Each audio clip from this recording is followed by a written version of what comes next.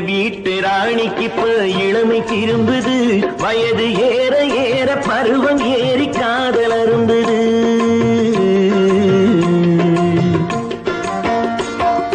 எங்க வீட்டு ராணிக்கு இப்ப இளமை திரும்புது, வயது ஏற ஏற பருவம் ஏறி காதல்